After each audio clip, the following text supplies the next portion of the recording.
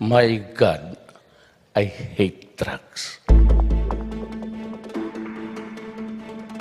Chair of the Senate Committee on Trade welcomes a proposal to build a new airport in Bulacan. Senator Koko Pimentel says the project would kick off a domino effect of development in the province that would provide economic opportunities for millions of Filipinos outside Metro Manila.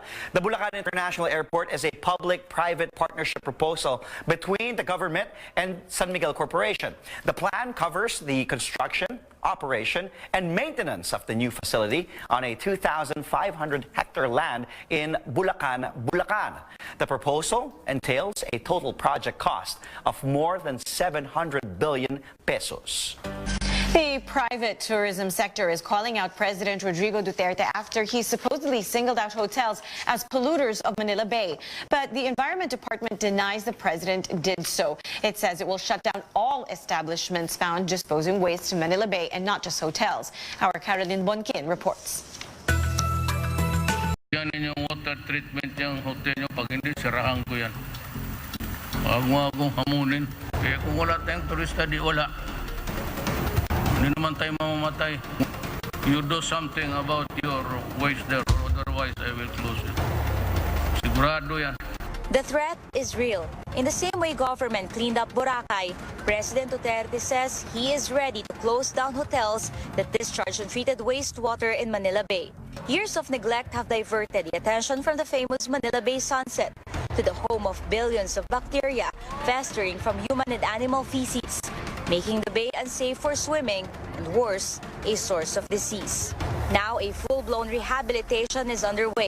But the Tourism Congress of the Philippines couldn't help but ask why hotels seem to have been singled out. You only have a handful of hotels along that stretch of Manila Bay. And of course, common knowledge naman that Manila Bay is the catch basin for all the tributaries around the Metro Manila, like Pasig River. So I think a lot more of the waste would come from those areas. And if the hotels do contribute to the pollution levels, I think it would only be a small percentage compared to the other sources of pollution. The Environment Department said President Duterte didn't single out hotels, but they have proof a number of hotels in Metro Manila are among the pollutants. When we conducted our investigation, merong mga lumalabas na mga issues na nagsasabi na hindi sila nakatap man lang sa sewer, no? So, since hindi kayo nakatap sa sewer, kailangan at least meron din kayo ng discharge permit. Wala rin silang discharge permit. Aside from hotels, the Environment Department discovered in its initial inspection that at least 50 establishments have been disposing untreated wastewater in drainages leading to Manila Bay. These include clinics and hospitals, factories, subdivisions, and other residential areas.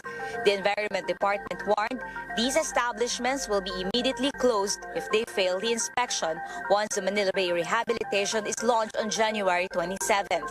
The Supreme Court is very clear. Hindi kami binibigyan ng extension na kapag di naman nagawa yung trabaho namin, kaya habaan. Ngayon, we will not, sabi nga ni Presidente, di namin sasantuin kung sino man siya. So, Boracay ang mangyayari ngayon. So, panawagan sa mga establishments, kung meron po kayong mga dapat yung ngayon, gawin nyo na po ngayon. Huwag yun na pong hintayin na kami po yung pupunta sa inyo. Untreated water flows from drainages like this to Manila Bay. At the inspection, the Environment Department will check an establishment's liquid waste discharge. This is to determine if the water reached the acceptable quality. Here, the discharged water should not irritate the skin. Tracing sources of waste going to Manila Bay and preventing bacteria to multiply is the first part of the rehabilitation.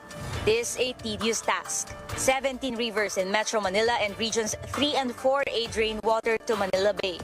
Establishments as well as residents dump their waste here. The DNR still has to relocate 233,000 informal settlers and ensure a complete sewage system and wastewater treatment facility would be in place. The Environment Department has requested the President 47 billion pesos to do this. And after 10 years, they hope Manila Bay will reclaim its glory and be a safe place to swim again. Caroline Bonkin, CNN Philippines. closure of Estrella Pantaleon Bridge in Makati will not push through again as scheduled. In a statement, the Department of Public Works and Highways says the closure will be moved to January 19th instead of tomorrow, January 12th. This major link, also known as Rockwell Bridge, connects Makati and Barangkat Drive in Mandaluyong. It was first closed in September but was reopened after 2 days upon the public's request to move repairs until after the holiday season. An estimated 100,000 vehicles a day will be affected once construction begins. The project, funded by China, costs 1.4 billion pesos. The bridge will have 4 lanes when it reopens in 2021.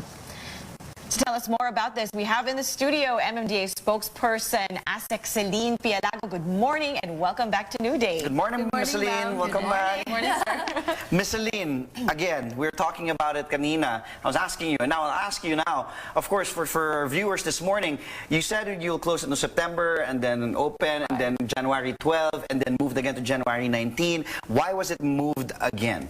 Sir, the first thing that happened, DPWH has reopened it last September 25, 2 days after we closed it, because of this public clamor and the demand of this business district in the area that it will probably affect their economic loss or something like that. So then, we have to move it. Then we push it through on January 12.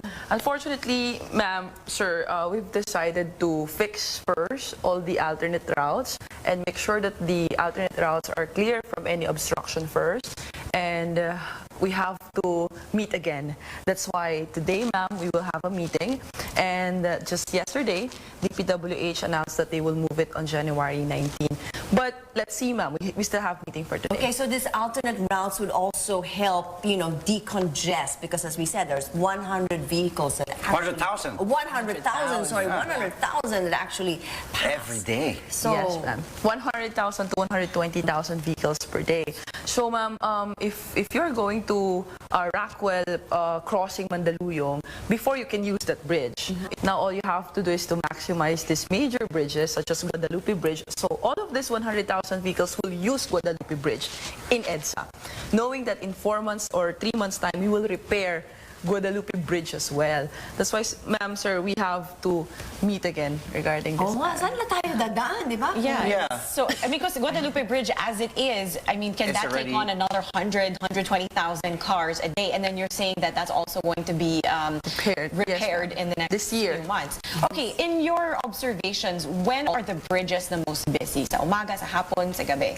Every rush hour, ma'am. For morning, it's always busy during 6 in the morning to 10. Medyo hihinga po yan ng lunchtime. Then busy again for 5 p.m. in the afternoon till 10 p.m. Especially it's business district, ma'am. They're small inside Rockwell and restaurants, bars, etc. Okay, so are there any alternate routes for this, or it's really just Guadalupe Bridge or nothing? Guadalupe Bridge, ma'am, or you have to take the longer route. If you're going to Mandaluyong, then better go to Mandaluyong instead of using the Estrella Pantaleon. And how long? About 2.5 years? Or- Yes, ma'am. What Till else makes it 2021. 30 months. About 30 months. 30 months. So that's 2.5 years, 2021. When is the target? What month in 2021? Sir, kung move pa, we're targeting on the first quarter of 2020. Okay. Is there a possibility, is there a possibility that it might be shortened from 30 months, like 12 months or 24 months, like lesser than 30 months? I'm not in the position, Okay. sir, Okay. to say if it has the possibility to be shortened. But of course, we will do our Yeah. best. And the repairs, what's going to happen actually? This is going to become 4 lanes? This will become 4-lane and a sidewalk.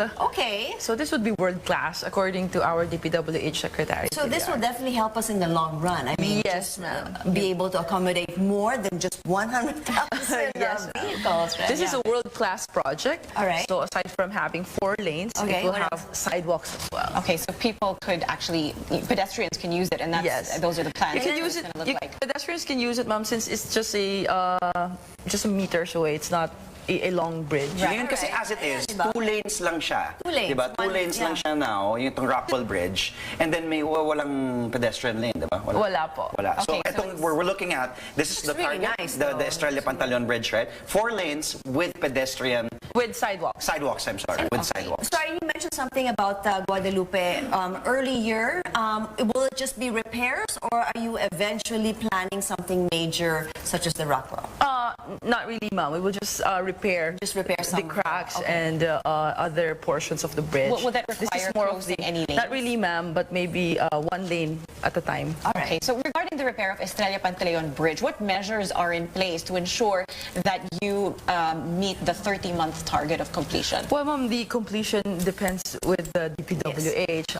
MMDA, our task is to provide the alternate routes and make sure that the alternate routes of our private motorists are clear from any obstruction. That's the challenge, ma'am, because we keep on doing clearing operations. We all know that, but this is another area that we have to cover.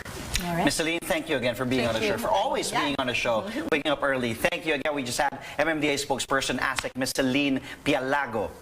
And while we're at it, onto our roads, 12 minutes past 7 o'clock. Good morning. Here are live pictures now for us. Boulevard, this is near Pedro Hill Street in Manila. For motorists going to Baclaran or Luneta, traffic is still manageable on both directions. Just expect to hit the brakes from time to time on the intersection due to the traffic lights.